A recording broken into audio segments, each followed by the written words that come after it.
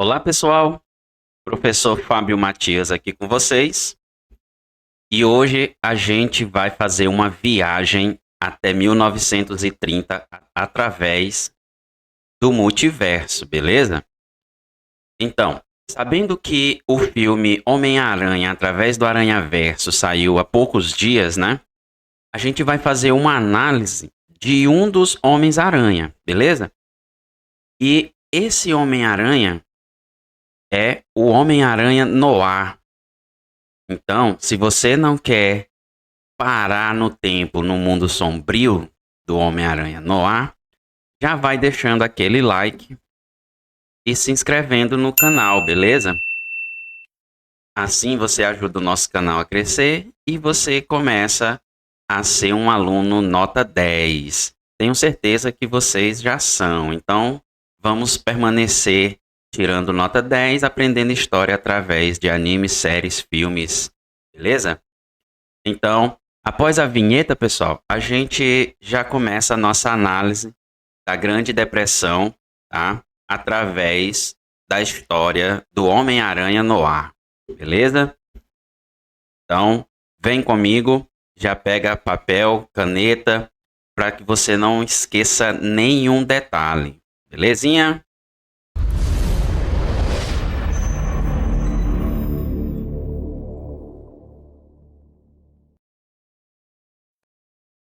É isso aí, galera. Homem-Aranha Noir.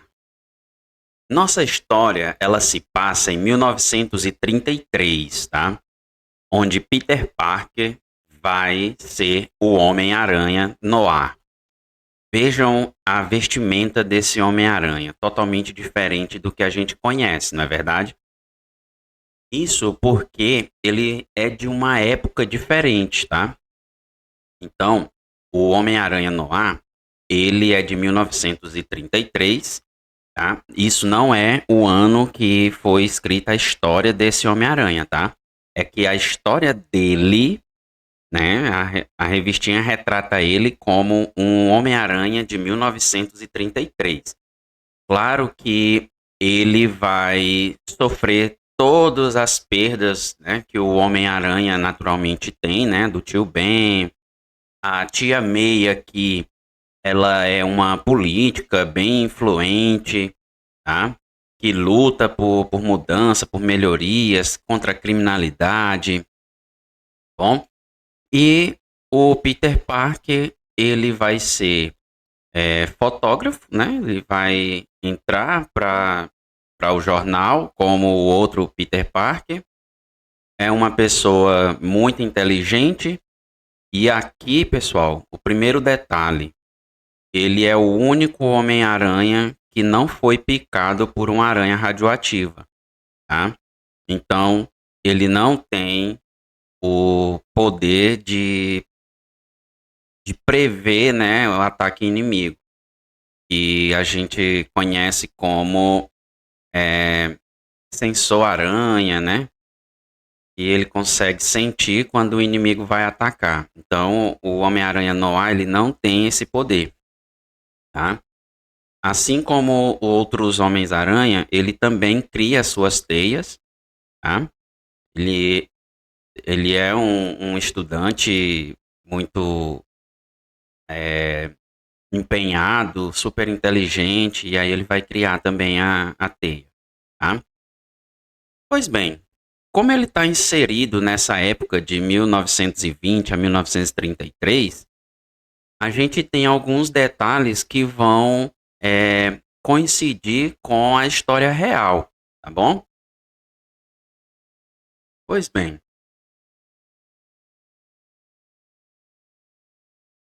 olha essa cena do Homem-Aranha, tá?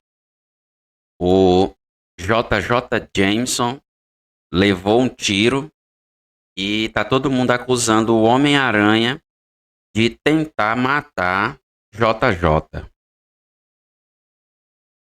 A gente sabe que não foi o Homem-Aranha, né? E, por incrível que pareça, o Homem-Aranha Noir, ele, ele usa armas. Ele usa metralhadora, revólver. Tá? Então, como ele está inserido nessa época, ele vai utilizar as ferramentas dessa época, tá bom? Então, pessoal, vejam aí que a polícia chega, né? E manda ele ficar parado, que vai prender ele, e aí ele reage para fugir. Tá? Ele vai fugir daí, vai escapar e vai sair no jornal dizendo que o Homem-Aranha tentou matar o dono do jornal, que é o JJ, tá? O Clarim Diário. Beleza? Pois bem, agora vamos ver o contexto da Grande Depressão, né? A gente sabe que tudo vai começar com a crise de 29, crise da Bolsa de Valores de Nova York, né, de Wall Street. E como que se deu até a chegada dessa crise, tá? Então, tudo vai iniciar na Primeira Guerra Mundial. A gente sabe que os Estados Unidos vão entrar na guerra, vão vencer a guerra, né? Os aliados ali, a Tríplice Entente, né? E os Estados Unidos vai arrecadar muito dinheiro com a guerra. A Europa, por sua vez, está totalmente destruída, devastada por causa da guerra. E aí os Estados Unidos vai passar a vender produtos para a Europa. Tá? Então a gente tem aí, ó, a vitória da Tríplice Entente consolidada pelo Tratado de Versalhes. E aí o Tratado de Versalhes diz que a Alemanha e a Itália têm que pagar a indenização para os vitoriosos. E aí os Estados Unidos estão no bolo aí para receber essa indenização. Então os Estados Unidos começam a investir pesado em tecnologia. Tá? E aí a gente vai ter os Estados Unidos enriquecendo cada vez mais. Então ele passa a vender produtos para a Europa e passa a vender produtos industrializados para outros países também. Tá? E assim a gente tem o crescimento da economia. Beleza? Então os Estados Unidos sai fortalecida economicamente, né, como uma nova potência mundial. A Europa, que está arrasada pelo conflito, tem uma queda na produção agrícola, industrial e tem o seu comércio estagnado e passa a depender de empréstimos que vai ser concedido pelos Estados Unidos. E assim os Estados Unidos vai garantindo a sua hegemonia. Beleza?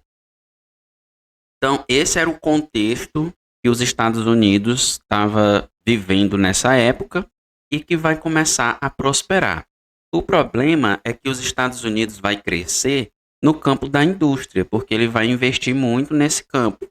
Então, eletrodomésticos vão começar a ser vendidos em massa, mas em contrapartida, a agricultura, o campo, não vai se desenvolver.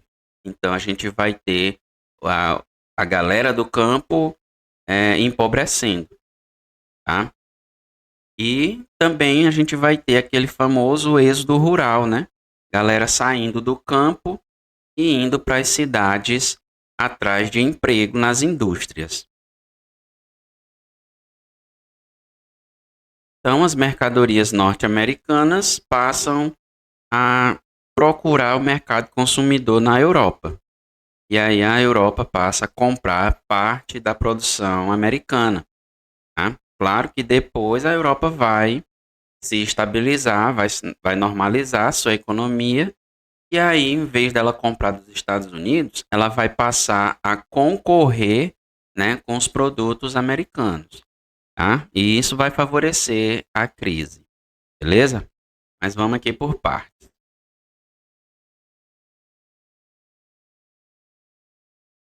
Então, o boom econômico de 1920, né?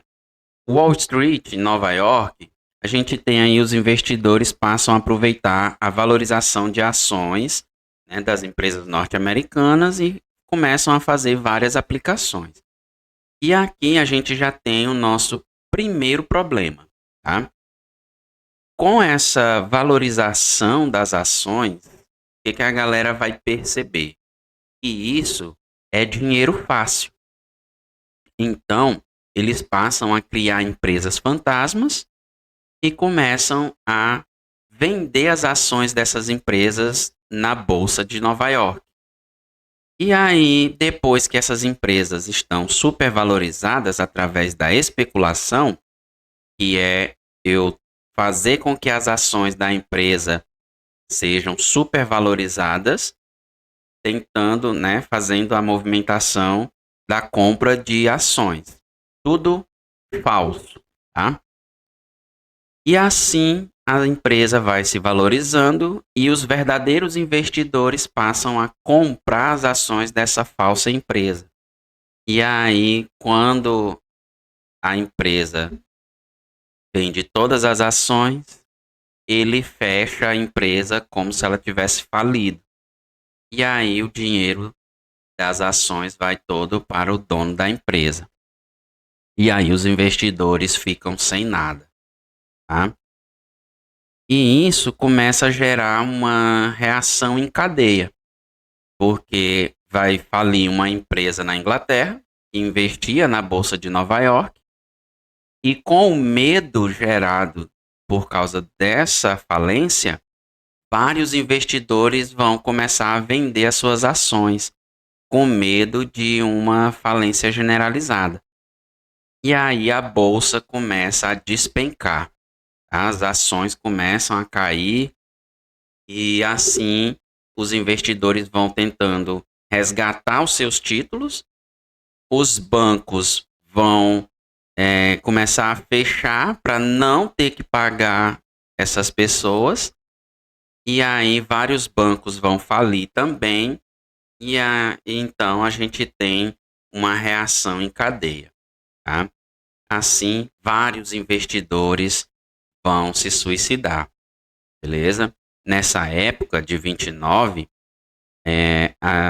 o pessoal tem um ditado que quando as pessoas chegavam nessa região da Bolsa de Valores e queriam alugar um quarto, eles perguntavam se o aluguel era para dormir ou para se jogar do quarto, porque vários investidores alugavam quartos no último andar e simplesmente se jogavam de lá porque não tinham mais nada.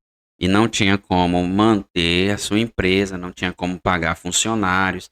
E aí a gente começa a ter um aumento do desemprego. As pessoas que saíram do campo antes, que foram para as cidades, agora não têm mais emprego. Tá? E aí eu começo um quebra-quebra mesmo na economia americana. Tá?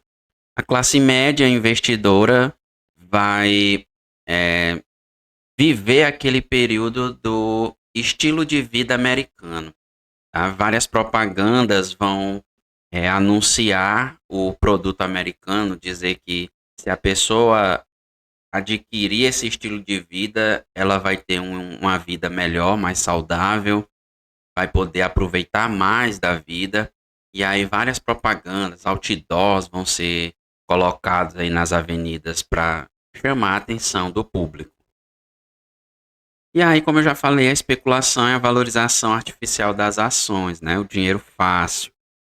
Então a galera vai começar a usar daquele princípio lá do iluminismo, né? Do François Quesnay, que é aquele princípio da, da oferta e da procura, né? Onde se você tem uma oferta e muita procura, o preço tende a subir. E é isso que eles vão fazer com as ações. Eles vão jogar as ações e vão começar a especular a procura para aquelas ações. E aí a bolsa entende que tem muita procura e o preço dela vai aumentando. Beleza? E assim a empresa fica supervalorizada, ele declara falência e resgata todo o valor para ele. Bom?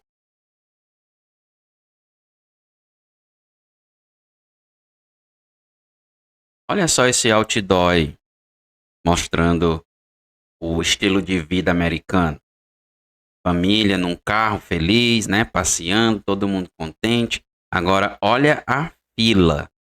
Essa fila aí, ela é de pessoas que estão desabrigadas.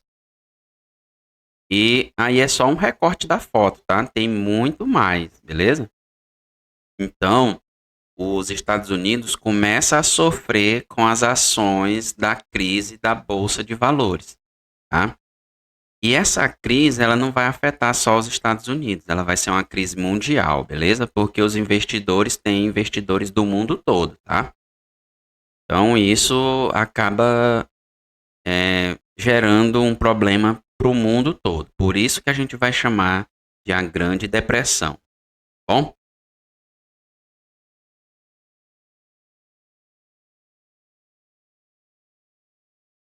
Bom, aí uma notícia, né, da época, dizendo que Wall Street está em pânico, tá? Com a quebra da Bolsa de Valores, né? Crash ali, quebra.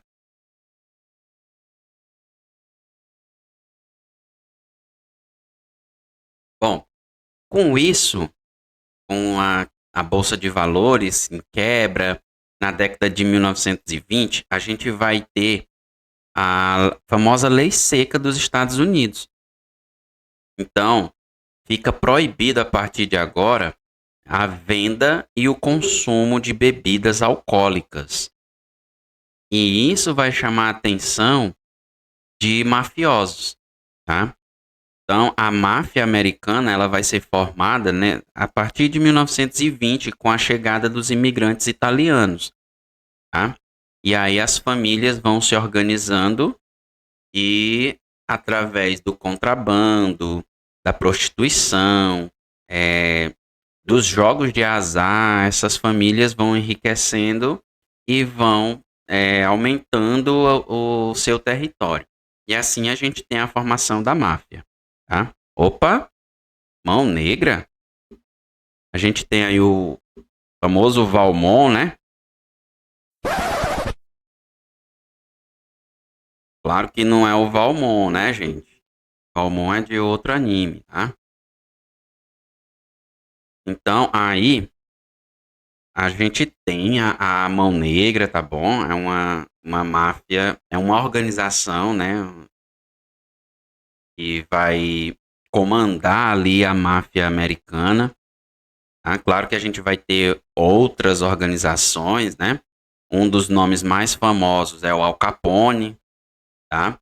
Que ele vai trabalhar justamente nesse campo da bebida que está proibido.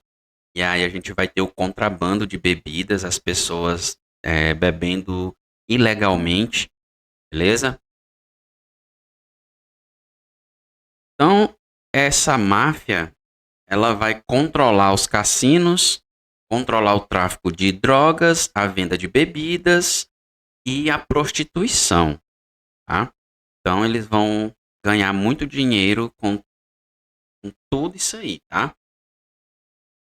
E é nesse contexto que o nosso herói vai ser inserido, beleza? Então, quando o tio Ben morre, o Noah, né, o Homem-Aranha Noah, o Peter Parker, ele tem uma informação de que o Osborn, né, ele está envolvido na morte do tio Ben. E aí aquele remorso vai remoendo ele, e aí ele decide virar uma espécie de vigilante noturno. Tá? Por isso a roupa preta, o sobretudo e a utilização de armas de fogo, beleza? E aí ele passa a meio que proteger a sociedade ali de Nova York. A tia May é uma política, né? Então ela vai também sofrer várias perseguições. E aí ele passa a proteger a tia May também. É, nesse período aí, a gente vai ter aí o nosso herói, né? É, lutando contra a máfia americana. Tá? Vejam que ele tá aí nesse carro da máfia, tá? E logo atrás está a polícia. A polícia aqui ela não faz a distinção do Homem-Aranha e da máfia. Para eles, o Homem-Aranha faz parte da máfia, tá? Então, é aquele velho ditado, né? Tudo que o Homem-Aranha fez de bom, uma coisa que ele for pego como suspeito, é como se ele pertencesse à máfia desde o início, tá? Então, o papel do JJ que a gente vê nos outros Homem-Aranha, aqui parece que não precisa. Mas mesmo assim o JJ vai ficar acusando o Homem-Aranha de ser pertencente à máfia, de estar envolvido com contrabando e tudo mais, tá? Nessa história, né, nessa versão, né, do multiverso aí do Homem-Aranha, o Noir, ele vai ter também os vilões, né, originais, como o Abutre, o Dr. Octavius, tá? O Octopus, o Duende Verde, Duende Macabro. Então, esses personagens aí também vão fazer parte desse universo aí do Noir, beleza? Pois bem, então, ó, vejam aí que o Noir, ele, como ele não tem o superpoder do Homem-Aranha, ele faz tudo através do que ele treinou. Tá? Então ele é muito habilidoso em artes marciais, tá? Faz treino de tiro, tá? Para poder combater o crime aí na cidade de Nova York, beleza? Bom, a gente sabe que a Grande Depressão ela não foi simplesmente a quebra da bolsa de Nova York, tá? Então a gente sabe que a Grande Depressão ela vai além da crise de 29, tá? Ela vai perdurar até 1933, tá? E é quando a gente vai ter o planejamento do novo acordo, que é o New Deal, beleza? Pois bem, a Grande Depressão ela vai se dar porque além da crise de 29, a gente vai ter várias crises que vão acontecendo nos Estados Unidos e que vão perdurar durante vários anos, tá? Por isso que a gente vai chamar de a Grande Depressão. E quais são os fatores dessa Grande Depressão? Bom, pessoal, na Grande Depressão, a gente vai ter como fator a superprodução, tá? Onde os produtores eles não estão interessados em diminuir a sua produção para que as coisas se encaixem e a partir dali eles comecem a prosperar novamente. Na cabeça do empresário, para ele, quanto mais ele produzir, mais ele vai vender, mais ele vai lucrar. Só que os Estados Unidos está num processo de freagem de vendas, freagem de consumo. A população está desempregada, não tem dinheiro para comprar. E aí os empresários não têm a mentalidade de diminuir a produção, porque eles acreditam que vai passar a crise e as pessoas vão voltar a comprar, quando na verdade isso não acontece tão cedo, tá?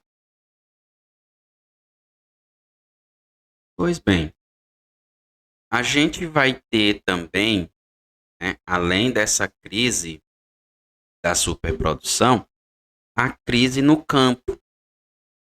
E aí o pequeno produtor, né, o agricultor, ele vai pegar dinheiro emprestado nos bancos e os bancos vão pedir como garantia a terra dele. E aí ele não consegue pagar porque não está tendo venda e o banco vai lá e toma as terras. E aí mais um problema, tá? Então a gente vai ter os Estados Unidos afundando mesmo na crise, crise de tudo que é jeito, tá?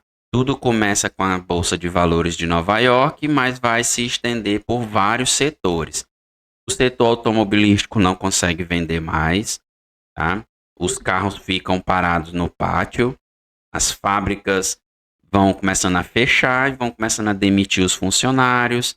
E aí esses funcionários não conseguem mais comprar porque não tem dinheiro. E assim vira uma bola de neve onde os Estados Unidos está afundando cada vez mais.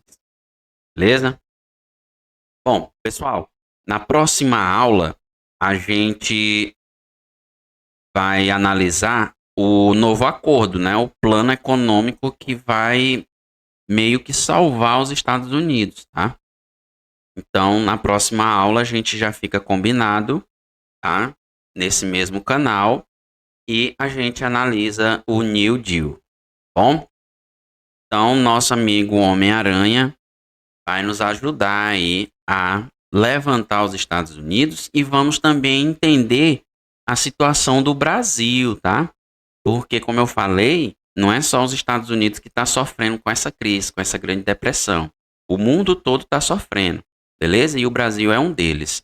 Então a gente vai entender o que foi que impactou aqui no Brasil, tá? Bom, agora, para você continuar sendo um aluno nota 10, você tem que estar inscrito no canal. Não tem jeito, tá? Então, não esquece. Se inscreve no canal, ativa o sininho, tá? Para receber as notificações e assim você ser o primeiro a assistir, o primeiro a comentar.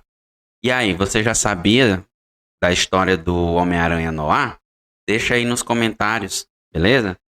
E aí a gente vai conversando sobre, tá bom?